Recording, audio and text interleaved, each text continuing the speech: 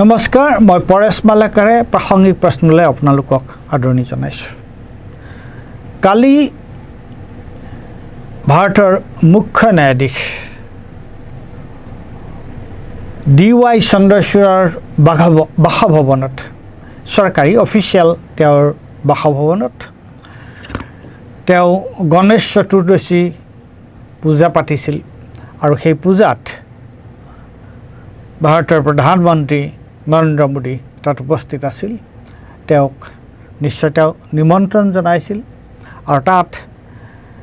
আমি এটা ভিডিঅ' দেখিছোঁ য'ত প্ৰধানমন্ত্ৰী আৰু মুখ্য ন্যায়াধীশৰ পত্নী ভাৰতৰ মুখ্য ন্যায়াধীশৰ পত্নী প্ৰধানমন্ত্ৰীক আদৰণি জনাইছিল আৰু তেওঁলোকে একেলগে পূজা আৰতি কৰিছিল।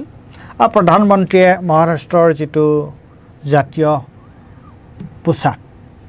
সেই তেওঁ সাজপাৰ পিন্ধি আছিল। এতিয়া এইটোক লৈ পেলাই এটা বিতৰ্কৰ সৃষ্টি হৈছে যে দেশৰ প্ৰধানমন্ত্ৰী হ'ল কাৰ্যপালিকাৰ তেওঁ মুৰব্বী আৰু মুখ্য ন্যায়াধীশ ভাৰতৰ মুখ্য ন্যায়াধীশ মনত ৰাখিব তেওঁক উচ্চতম ন্যায়ালয়ৰ মুখ্য ন্যায়াধীশ বুলি কোৱা নহয়, তেওঁক ভাৰতৰ মুখ্য ন্যায়াধীশ বুলি কোৱা হয়। যেনেকৈ কাৰ্যপালিকাৰ মুৰব্বী হ'ল প্ৰধানমন্ত্ৰী, তেনেকৈ ন্যায়পালিকাৰ মুৰব্বী হ'ল ভাৰতৰ মুখ্য ন্যায়াধীশ আৰু এতিয়া ভাৰতৰ মুখ্য ন্যায়াধীশ হিচাপে আছে DY চন্দ্ৰচূড়। এতিয়া প্ৰশ্নটো হৈছে যেতিয়াই চন্দ্ৰচূড়ৰ বাসভৱনত প্ৰধানমন্ত্ৰী গৈ যেতিয়া উপস্থিত হৈছে গণেশ চতুৰ্দশী উপলক্ষে, এইটোক বিভিন্নজনে বিভিন্ন দৃষ্টিৰে চাইছে আৰু বিশেষকৈ উচ্চতম ন্যায়ালয়ৰ বিশিষ্ট বক্তাৰ একাংশই এই চন্দ্ৰচূড়ৰ বাসভৱনত প্ৰধানমন্ত্ৰী মোদীৰ উপস্থিতিক খুব সহজভাৱে লোৱা নাই। এই সন্দৰ্ভত নিজৰ মতামত প্ৰকাশ কৰি সুপ্ৰিম কোৰ্টৰ প্ৰখ্যাত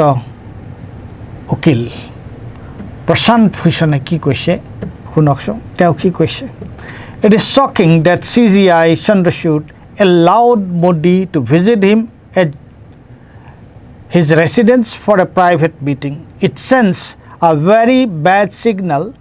to the judiciary, which is tasked with protecting the fundamental rights of citizens from the executive and ensuring that the government acts within the bounds of the Constitution. That is why there must be an arm's length separation between the executive and the judiciary. তেওঁ এই কথাটো কৈছে যে এই যে চন্দ্ৰচূড়ৰ বাসভৱনত মোদীৰ উপস্থিতি দেখি তেওঁ কৈছে এইটো এটা অত্যন্ত আচৰিত কথা। তেওঁ খুব আচৰিত হৈছে। এইকাৰণে তেওঁ কৈছে যে সুপ্ৰিম কোৰ্টৰ ন্যায়ালয়ৰ কাম হৈছে যে মানুহৰ ব্যক্তিগত স্বাধীনতাকে আদি কৰি যিবোৰ ব্যক্তি স্বাধীনতা আৰু অন্যান্য যিবোৰ অধিকাৰ সেইবিলাকৰ যদিহে কাৰ্যপালিকাই সেইবোৰত হস্তক্ষেপ কৰে কেতিয়াবা তাক সুৰক্ষা দিয়াটো হৈছে ন্যায়পালিকাৰ কাম। সেয়েহে সদায় ন্যায়পালিকা আৰু কাৰ্যপালিকাৰ মাজত এটা দূৰত্ব থাকিব লাগিব। ন্যায়পালিকাই কাৰ্যপালিকাৰ পৰা এটা দূৰত্ব বজাই চলিব লাগিব। তাৰপিছত সুপ্ৰিম কোৰ্টৰ আন এগৰাকী মহিলা অধিবক্তা জ্যেষ্ঠ অধিবক্তা ইন্দিৰা জয়সিঙে কি কৈছে? ইন্দিৰা জয়সিঙে কৈছে chief justice of India has compromised the separation of powers between the executive and judiciary, lost all confidence in the independence of the CJI. The SCBA অর্থাৎ Supreme Court Bar Association must condemn this publicly displayed compromise of independence of the CGI from the executive. Indira জয়সিঙে ঠিক একেধৰণৰ কথা কৈছে যে জুডিচিয়াৰীৰ যিটো ন্যায়পালিকাৰ যিটো স্বতন্ত্ৰতা সেই স্বতন্ত্ৰতাৰ লগত আপোচ কৰা হৈছে ন্যায়পালিকা আৰু কাৰ্যপালিকাৰ মাজত ব্যৱধান বজাই ৰাখিব লাগে আৰু এইটো এটা অত্যন্ত গৰিহণাযোগ্য কথা হৈছে যে ভাৰতৰ মুখ্য ন্যায়াধীশৰ বাসভৱনত ভাৰতৰ প্ৰধানমন্ত্ৰী গৈ মুখ্য ন্যায়াধীশৰ লগত একেলগে এটা ব্যক্তিগত অনুষ্ঠানত অংশগ্ৰহণ কৰাটো এটা অত্যন্ত গৰিহণাযোগ্য কথা আৰু এই কথাটোক উচ্চতম ন্যায়ালয়ৰ বাৰ এছ'চিয়েশ্যনে ইয়াক গৰিহণা দিব লাগে গতিকে প্ৰশান্ত ভূষণে তেনেকুৱাকৈ কৈছে ইন্দিৰা জয়সিঙে তেনেকুৱাকৈ কৈছে আৰু ৰাজনৈতিক দলবোৰৰ ভিতৰত মই এতিয়ালৈকে যিখিনি খবৰ পাইছোঁ যে CPMৰ পলিটবোৰে এইটো কথা সন্দৰ্ভত তেওঁলোকে এইটোক নিন্দা কৰিছে তেওঁলোকে আশ্চৰ্য প্ৰকাশ কৰিছে আৰু শিৱসেনাৰ উদ্ধৱ ঠাকৰে গোটৰ সঞ্জয় ৰাউতেও ইয়াৰ বিৰোধিতা কৰিছে আৰু ৰাষ্ট্ৰীয় জনতা দলৰ সঞ্জয় ঝাও এইটোক লৈ ব্যক্তি কৰিছে এতিয়া প্ৰথম কথা হ'ল যে জুডিচিয়াৰী অৰ্থাৎ ন্যায়পালিকা আৰু কাৰ্যপালিকা এই দুইটাৰ মাজত কি কাৰণে ব্যৱধান এটা থকা দৰকাৰ এইকাৰণে ব্যৱধান এটা থকা দৰকাৰ এইকাৰণে ইণ্ডিপেণ্ডেণ্ট জুডিচিয়াৰীৰ কথা কোৱা হয় স্বতন্ত্ৰ ন্যায়পালিকাৰ কথা কোৱা হয় যে কাৰ্যপালিকাই নিজৰ কাৰ্যনিৰ্বাহ কৰোঁতে বিভিন্ন সময়ত ত্ৰুটি বিচ্যুতি কৰিব পাৰে আৰু ন্যায়পালিকা স্বতন্ত্ৰ হ'লেহে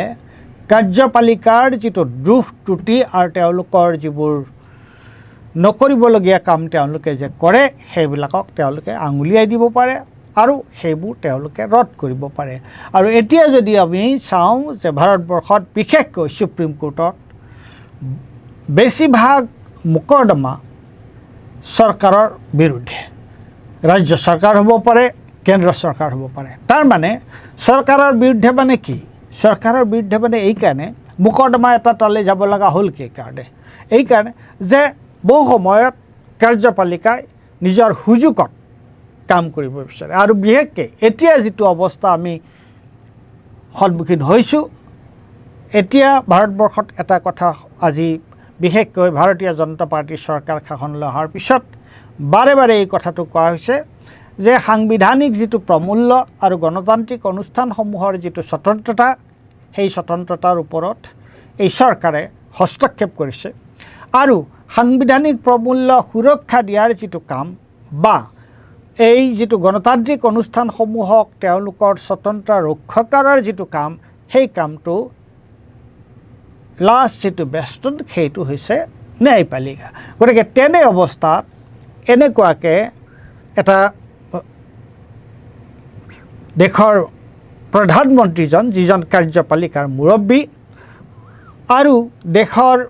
ন্যায়পালিকাৰ মুৰব্বীগৰাকী যিজন ন্যায়পালিকা ভাৰতৰ মুখ্য ন্যায়াধীশ তেওঁলোক এনেকুৱাকৈ একেলগে তেওঁলোকক এটা বিশেষকৈ প্ৰাইভেট ফাংচনত এনেকুৱা হোৱাটো এটা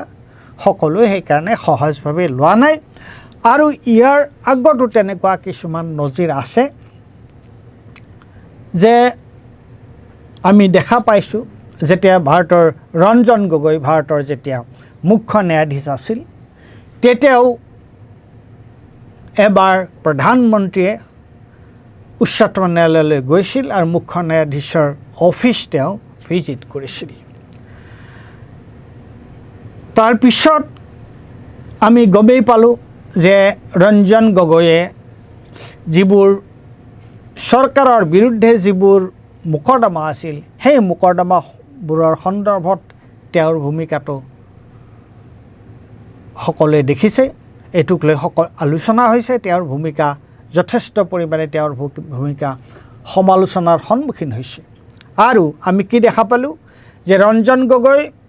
তেওঁ অৱসৰৰ কিছুদিনৰ পিছতে কেইমাহমানৰ পিছতে তেওঁ ভাৰত চৰকাৰে ৰাজ্যসভাৰ সদস্য হিচাপে মনোনীত কৰিলে গতিকে এতিয়া DY চন্দ্ৰচূড়ৰো কাৰ্যকাল সমাপ্ত হ'বলৈ আৰু বৰ বেছি দিন নাই বৰ বেছি 2 মাহ নে 3 মাহ আছে বোধহয় 2 মাহ আছে গতিকে তেনেকুৱা এটা অৱস্থাত ভাৰতবৰ্ষৰ ন্যায়পালিকাৰ মুৰব্বীজনে কাৰ্যপালিকাৰ মুৰব্বীজনক এনেকুৱা এটা ঘৰুৱা পৰিৱেশত লগ পোৱাটো সেইকাৰণে বহুতে সহজভাৱে ল'ব পৰা নাই কিয়নো চৰকাৰৰ বিৰুদ্ধে যদিহে চৰকাৰ ন্যায়পালিকা সম্পূৰ্ণ স্বতন্ত্ৰ হ'ব লাগে আৰু আপোনালোকক মই এটা কথা এইখিনিতে ক'ব বিচাৰিছোঁ যে ফালি এছ নাৰিমান তেওঁ এজন অতি প্ৰখ্যাত জুৰিষ্ট আৰু অধিবক্তা আছিল তেওঁ এটা কথা কৈছিলে তেওঁৰ এখন কিতাপত এই মুহূৰ্তত মোৰ কিতাপখনৰ নামটো মনত পৰা নাই বৰ বেছি দিন পুৰণা কিতাপ নহয় তাত তেওঁ এটা কথা কৈছিলে বিশেষকৈ দেশৰ উচ্চতম ন্যায়ালয়ৰ বিষয়ে আলোচনা কৰাৰ সন্দৰ্ভত তেওঁ কৈছিলে যে যিখন দেশত ন্যায়পালিকা আৰু কাৰ্যপালিকাৰ মাজত ব্যৱধান নাথাকে যিখন দেশত ন্যায়পালিকা আৰু কাৰ্যপালিকাৰ মাজত বিৰোধ নাথাকে সেইখন দেশ প্ৰকৃততে এখন বাসযোগ্য দেশ হৈ নাথাকে তে ভাৰতবৰ্ষত চৰকাৰৰ বিৰুদ্ধে সাধাৰণ মানুহৰ বিৰোধী পক্ষৰ বিভিন্নজনৰ কিমান ক্ষোভ কেনেকুৱা প্ৰতিবাদ আৰু তেনেস্থলত এজন ভাৰতৰ মুখ্য ন্যায়াধীশ তেওঁৰ মাত্ৰ আৰু 2 মাহ সময় বাকী আছে তেওঁ অৱসৰৰ কাৰণে তে সেই সময়ত তেওঁ গৈ তেওঁ ভাৰতৰ প্ৰধানমন্ত্ৰীক তেওঁৰ বাসভৱনলৈ মাতি চৰকাৰী অফিচিয়েল তেওঁৰ যি ৰেচিডেন্স তালৈ মাতি এটা ব্যক্তিগত অনুষ্ঠানত তেওঁৰ লগত একেলগে অংশগ্ৰহণ কৰাটো সেইকাৰণেই বহুতেই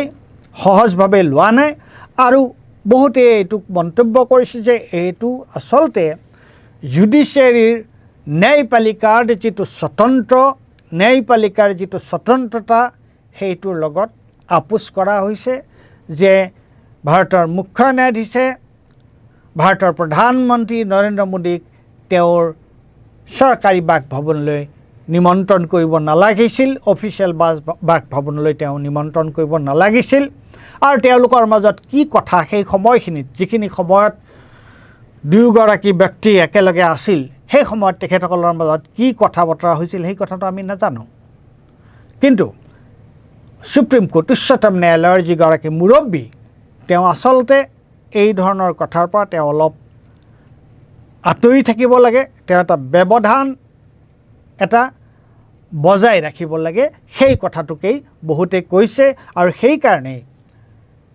কালিৰ যিটো ঘটনা মুখ্য ন্যায়াধীশৰ চন্দ্ৰচূড়ৰ বাসস্থানত প্ৰধানমন্ত্ৰীৰ উপস্থিতিয়ে এটা বিতৰ্কৰ সৃষ্টি কৰিছে আৰু এই বিতৰ্কৰ মূল কথাটো হৈছে যে ভাৰতৰ মুখ্য ন্যায়াধীশগৰাকীয়ে তেওঁৰ যিটো পদমৰ্যাদা সেই পদমৰ্যাদা তেওঁ হানি কৰিলে নেকি আৰু তেওঁ ন্যায়পালিকাৰ স্বতন্ত্ৰতাৰ ক্ষেত্ৰত তেওঁ আপোচ কৰিলে নেকি ধন্যবাদ